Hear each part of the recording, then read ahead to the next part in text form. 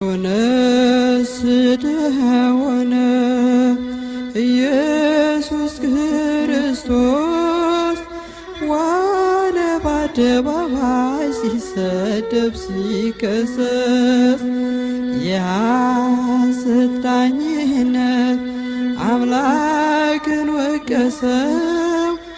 ሕይወት ሰጠን እንጂ ጥፋቱ ምንድነው?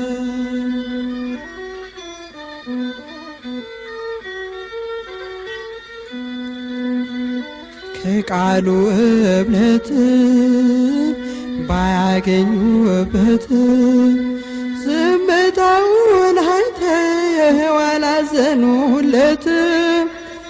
ባላወቁት መጠን ጠሉት ካለ በደል ጥፋቱ ምን ይሆን የሚያደርስ ከመስቀል